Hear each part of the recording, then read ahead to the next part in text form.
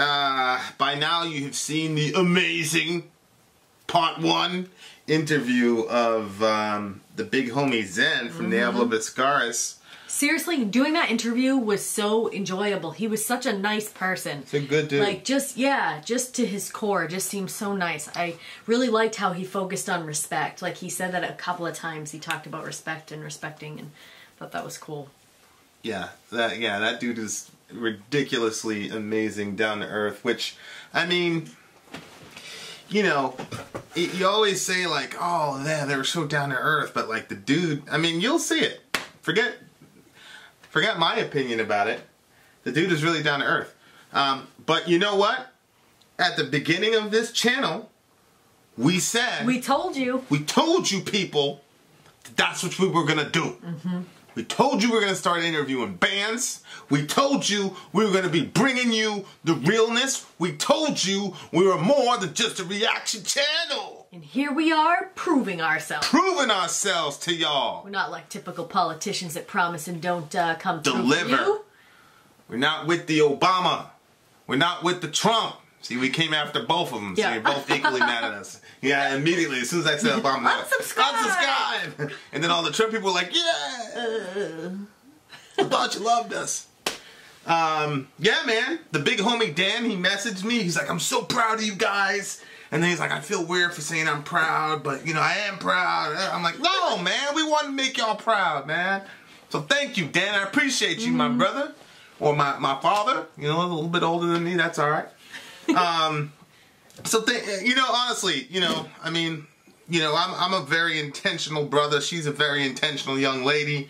And so, you know, the minute we saw that you guys were supporting this and that this is something bigger than just a hobby, that changed for us pretty quickly, like 4 days into it. We decided we were going to go all in, and when Vin and Sori go in, that's it. It's a wrap. So, boom, cross this. So, yeah, so honestly, that's honestly literally scratching the surface. I mean, we celebrated the Zen thing, and then we stepped it up after that because he inspired us to step our game up, and so a lot of good things coming down the pike for our village community. You will enjoy it. And we also found a way to start rewarding some of our Patreon folks, and we'll be talking about that soon as the other stuff gets revealed in time, inshallah. Okay, having said that, a band that we're going after is Gojira. So another band that we want to interview is Gojira. So come on, villagers, work with us here. So this is Born in Winter. One of our folks actually told me that they like walked out to their wedding in this song. Oh, really? Oh, okay. Yeah, like how real is that? Like, that's one of the things that stuck out to me. To be honest with you, like that's one of the things that helped me make this decision. Oh, really? Okay. He went out to his wedding. This has got to be some shit. My man, I hope this is an epic song, my dude. This better be an epic song. It can't be a weak sauce song. Crazy something. La. Okay. It better not be like that. Hey, they're married, so it's legal. Oh, so yeah, it just depends on which way you want to use the word. Right. It's a very versatile term. All right, this is Gojira, Born in Winter. Let's do it. All right. Before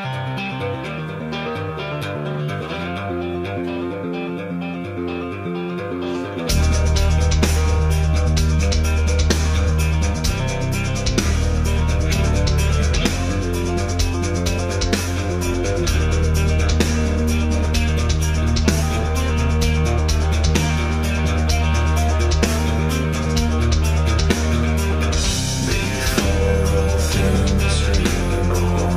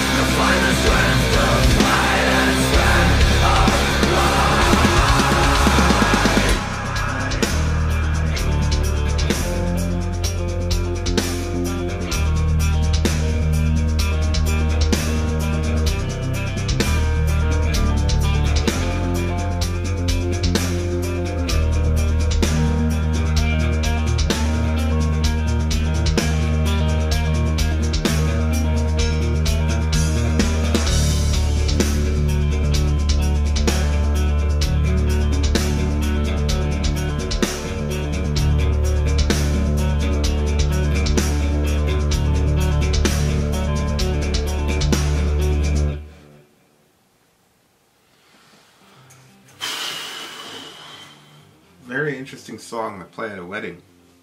I can see how lyrically it would be inspiring song. What'd you think? I was bored. Very, very bored with the song. Are you serious? Yes. I was holding back yawning through the whole thing. Are you kidding me? I feel like this was Gojira, you know, trying to, you know, because they're heavy. They come up with like the heaviest shit of all time, you know what I mean? So they're like, you know what, let's expand our template here and do something like not necessarily heavy. You weren't feeling it. Not at all. At all. Yeah. So if I said, "Hey, babe, I'm gonna do this for our wedding," it wouldn't have ended well. Well, first of all, no, not necessarily. I need to know what the lyrics are about. Okay. Because that might change it. But the music was terrible for you. Yeah, it was. You didn't. Well, I mean, it was putting you to sleep. You were. Oh my gosh. I can't do this. I'm not editing this out, I'm sure. Hopefully we'll just bury this in the archive so they don't... We'll never get an interview. Yeah. Just bury it in the archive so you don't see them completely... What a disaster. Okay. So before all things be born again, you learn the painful breath of time. So before, like, the world kind of, like, recycles itself and is born again, is renewed. Okay. You learn the painful breath of time because the passing of time, feeling the time on your neck, you know, and as the years go on, is a painful process. You know, when you're a kid, you're always looking forward to your birthday and all that craziness, and then there's some tipping point when you want time to stop, right? So the progression of time. Who's the you that it's saying? Humanity, human beings, a person, who knows. So the next one says, cold morning stretches out your arms. To the mighty warmth of one golden sun. So sorry. No, it's fine. I mean, I want the people to see what I deal with. I want them to know. There's a lot of times I say like really significant shit to you and you're just like, oh yeah, man, whatever. Good night. Just because it's like 4:30, 5 o'clock in the morning. It's 2 o'clock in the morning right now. So focus. Cold morning stretches out your arms to the mighty warmth of one golden sun. So it seems like winter here seems to be a metaphor for difficulties of life. So the difficulties of life open you up to what's the golden sun. Right, like so for example, and in the winter cold with open eyes you'll find the strength to fight and stand upright. One day you'll walk the world and keep in mind the heart you've been given in winter time, and through the bitter cold with opened eyes you'll find the strength to fight and stand upright. That's pretty. So winter and cold here seems to be, and when it says a painful breath of time, it kind of has a sort of cold feel to it, like you feel like the fog. Yeah. You know, because the title is born in winter. So when it says a painful breath of time, I mean, what do you imagine? You know, like a cold breath, right? So like everything is, so the cold here seems to be the difficulty of life, difficulties of life, but they always push you. So here, the cold morning stretches out your arms to the warmth of the golden sun. Later on, the winter cold opens your eyes and gives you the strength to fight. Okay, so the pain is doing both those things. And then the heart you've been given, you receive a heart during winter. And the bitter cold opens your eyes and you fight and stand upright. So winter here and the cold is bad in itself, but it always leads you to something positive in every time it's mentioned. And is pain in this, is it pain like what you experience, the terrible things you experience in life, or is pain another word for time? Because it says you learn the painful breath of time. I think it's probably pain as time progresses. You know, as time moves on, your pain increases. You know, when that's encouraging. Well, I mean, you're right. You're a baby, you know, I don't know, like a mosquito bite's like the end of the world, and then you stub your toe when you're 2, and that's the end of the world, and then you fall off your bike and you skin your knee, and that's the end of the world, and then you jump off a bike ramp when you're 12, and then you got stitches, and that's the end of the world, and 14, you break your arm, and that's the end of the world. And then 16, you get in a car accident, and that's the end of the world. And so as time goes on, your openness to the concept of what pain actually is expands. Yeah, I mean, it was like when I ruptured my Achilles tendon playing basketball. You were lazy. No, some idiot stepped on the back of my heel when I went to jump. Yeah, he was lazy. Okay, he was lazy as fuck. That's what happened. We would have won that game. We would have. She's the only girl on the court, but she was taking care of business. The guy was an absolute disgrace. I was on fire that game. I told him he was lazy too. Yeah, I was on fire that game. You were. Yeah. Anyway, so he stepped on the back of my foot when I jumped up. It ruptured it. So the kids were like, "Did you cry? Did you cry?" I was like, "No." No. And cry. It's like one of those things where if that would have happened to me when I was a kid, I'd probably bawled my friggin' eyes out. Right. But I don't know. Like as you age, like I don't know. I feel like that. Physical pain is not what makes me cry. It's emotional pain that makes me cry. And yeah. As you age, things become more. I was actually thinking the other day, I remember being like a kid and watching my parents, aunts and uncles passing away. And like, I remember there being less and less and less until there was finally just the one left. And they would say, "I'm the only sibling left. I'm the only kid that's left." And I remember hearing them say that. And it wasn't that big of a deal to me because it wasn't, I didn't really know them that well. They were always old to me, But now I'm like, oh my gosh, like that's going to happen. Like at some point, my siblings are going to be gone and I'm going to be the only one left. And that's only going to increase because you're constantly, as you age, you're constantly going to lose people. Like, so pain is going to increase. What a depressing thing to say. Yeah. I wish you would have just stayed sleepy. Sorry. Sorry, not sorry. You horrible human being. You said pain increase, and that's what happens. Like as time increases, those painful things don't go away. They just become a little bit more distant, and fresh things come, and it kind of your tolerance increases. But as your tolerance increases, so does the level of your capacity for handling more pain increases. Yeah, that's why I wonder that people that don't believe anything after this life. Like, if this life is everything and then it's done, I feel like that's such a depressing thought. Well, that's why a lot of them, a lot of the top atheist scholars were very depressed people. Because it's nihilism. It's emptiness, Well, they say, like, I make choices to have fun in life and stuff like that. But we all make choices to have fun in life, but still pain comes. Yeah. Yeah, no, I agree. And they would just say to you, well, I'm dealing with reality. You're coming up with a fantasy world to help you deal with reality. To help you deal with the reality that you can't deal with. Seems all have gone insane for gold. Yeah. All was created out of the night. We're all born from the burst of a star. Woo! That's good. Yeah, that's what you said when the song was playing. What do you get from it? Well, it's such brilliant writing. Because earlier it says to the mighty warmth of one golden sun. Yeah. And then the very next line, all have gone insane for gold. Like, so the gold of the earth, money. Uh-huh. Like you've made your whole life about money. Mm-hmm. Because that's how some people deal with the coldness of the world. Is, I want to make money. If I make money, that's how I'm going to deal with the pain of the world. Yep. Right? But if you compare gold, like the gold of gold, to the gold of the sun, there's no comparison. So, like, the point is, like, the cold was designed to bring you to the sun, not to bring you to worthless gold. Yeah. Yeah. Oh, yeah, okay.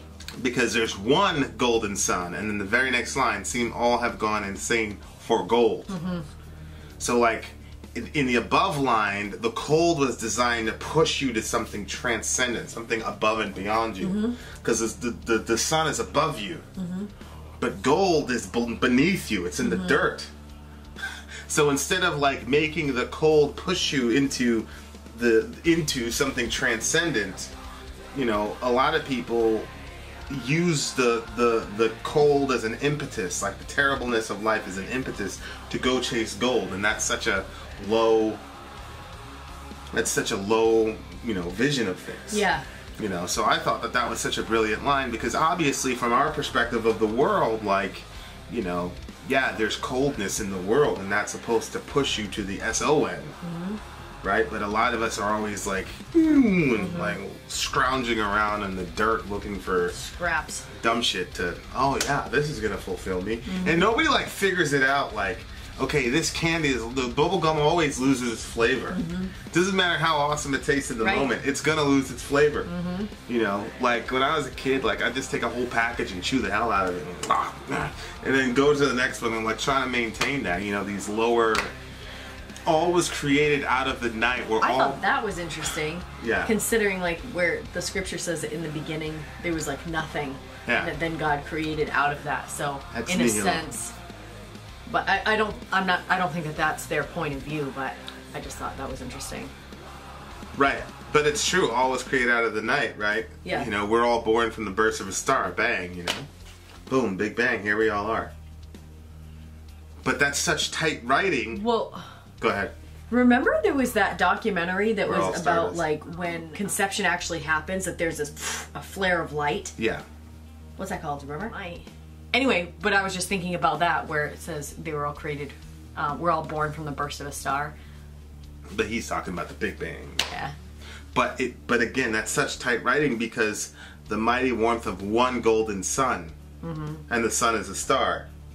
So it's like we were created from a star, and then, you know, the cold is designed to push us back to another star, which is the sun. So it's just this very, very tight, you know, writing where one stanza is very much connected to the other in a very, very beautiful and poetic way, actually. Gojira usually writes like a lot of science fiction-y. The last time when we did Flying Whales, there was a lot of Voltaire-ish science fiction type thing. This writing is also extreme. This is not science fiction-y, but it's very poetic, extremely poetic. And I'm looking at this, I'm like, damn, I underestimated how good this guy is as a writer. The day you'll come to life, you will realize, expanding force of life, where you belong. And in the winter cold with open eyes, you'll find the strength to fight and stand upright. Whoo!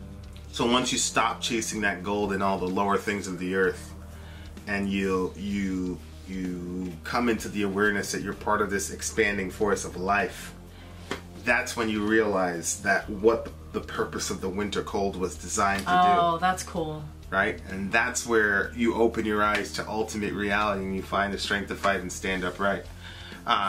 This is so like Narnia, right? Lion the Witch in the Wardrobe, like that was a thing, was the wicked witch. I forgot her name. But she made it always winter, never Christmas. Yes. You know, it's just this land of winter and cold and all the rest of it. And, you know, it was indicative of the curse. You know, this is the White Witch was her name. Yes. Yeah. And the protagonists in the story had to fight winter, basically, and figure out the only way they could defeat the winter was to realize who they were. And at the end, they realized that they were actually the kings and queens of Narnia. Yes. There's this whole prophecy about them and blah. Sorry, guys, if I... Spoiler alert. Spoiler alert. But, you know, that's they were part of this, like, bigger story that was bigger than Narnia itself. And that's how they saved Narnia, by becoming who they were supposed to be. And so this is sort of like self-actualization. You know, expanding life of force where you belong. And that's why we're so big on, you know, the self-awareness kick. Why is he always talking about self-awareness? Because I'm a full believer that whatever your worldview is, if you don't understand where you belong in the world and what your role is and why you're here, you're going to be lost and you're not going to even know how to interpret winter. Like, that's the point of the song. You've got to find out how to interpret winter properly, and the only way to do that is to find out where you belong. You know? Where are you in the story? What does the story even mean? The whole 9 yards, right? And one day you'll walk the world and keep in mind the heart you've been given in wintertime. So now after you've made that actualization, right? Because right there it says, you know, you'll come to realize, which is a cognitive function, right? You'll realize, and then it says keep in mind. Then it says the heart you've been given in wintertime. Oh. That's pretty, that part. Right, so in the beginning, the above stanza, it's like the mental aspect of like realizing where you are, and then what that does is it affects your emotions. So now your emotions know how to handle wintertime. You know, and that's a pretty cool. Through the bitter cold with open eyes, you'll find the strength to fight and stand upright. Right. So, that's cool. Through the bitter cold with open eyes. Right. That's when you fully understand what the cold is all about. Well, you'll find the strength to fight and stand upright. Well, by the time this person has figured it out, he's developmentally, right? Because above it's a cognitive function you realized, right? And then in the last stanza, you've been given a heart. So he's developed mentally, he's developed emotionally. He understands mentally why winter's in his life and where his role is, but he also understands emotionally and maybe even spiritually what's going on in wintertime as well. That's a fully developed person. I see. A person whose mind and whose heart is completely engaged and at one and understands what's going on. That guy or that young lady is going to be able to stand up and fight and deal with winter, deal with life, deal with the passage of time, understand why he's here, that type of thing. Oh, it's a good song. I mean, it's a good life lesson there. So a good wedding song, you think? Yeah, in the sense of, I think for me, I think that somebody that would pick that song would have an understanding that life isn't going to be just peaches and roses the whole way, but there's going to be difficulties, but they're going to stand together through it, and they're going to become stronger because of it, and they'll have their eyes open by the end of it. Yeah, and I think that both of us, I think you've helped me a lot in being able to be open to things and to understand things, because you're the person I've been the most honest with. And not in the sense of like trying to hide anything, but in the sense of like, really experiencing the emotions in real time and not, the mental thing I had down, people can pretty much guess that, but the emotional thing, you really helped a lot with that. So the heart I've been given in wintertime, because my flaw as I look at this song is when those winter moments or winter seasons would come in my life, which, I've got 11 months of winter in my life. 12. I would close my heart off, you know what I mean, the emotional side. So when you coming into my life, I kind of was able to say, nope, it's winter, it sucks, it might hurt, but you know what? I'm not going to sacrifice, being able to love you, because you have to make a decision. You're going to love Sori or close off your heart. You can't have both. Right? So that helped me to get to that level of that's cool. Openness of the heart and all that good stuff. So, good job. Glad I could help. Yeah. Such a significant song to me, and you slept through it, you bum. Yeah, and then you find the strength to fight and stand upright. It's good stuff. Good stuff. I liked it was such a weird, like the picking and the chord was so weird. It was, like Metallica, Fade to Black, what's the other one? Sanitarium, and then the other one, the Unforgiven, the first one, the real one. They all had pretty much the same corporate. Oh, yeah, I understand that. Very cheap, very it's pretty much the same thing. I'd never heard anything like this before. Like, of all the songs you've reviewed, have you ever heard anything like that before musically? I thought that was crazy. I was like, man, I've never heard something like that. You get a point just for that. Just for that. What are you giving them? This song gets an 8. You slept through it. You have no... It's a 3. Are you kidding me? So this is a 5. So this is a normal everyday song. Anybody could have come up with this song. For me, it was below normal. Oh my gosh. You just... I poured my whole heart out to you. Well, no, what you said... Stop it. What you said brings the points up. I mean, do I bring the points up because of what you said? I think you should. Okay. 6. 5. No, 5. Just tell the truth. You think it's a 3. I think it's a 3. La ilaha illallah. Alright, so... 3. You know what happens? If I'm bored with it, it can't go up in points. You know how I said when the song starts, it kind of... as I'm going? They made it a short song. Yeah. Good thing, too. I'm gonna get out of here. I'm gonna get out of here. Vin out. Sori out. Gone.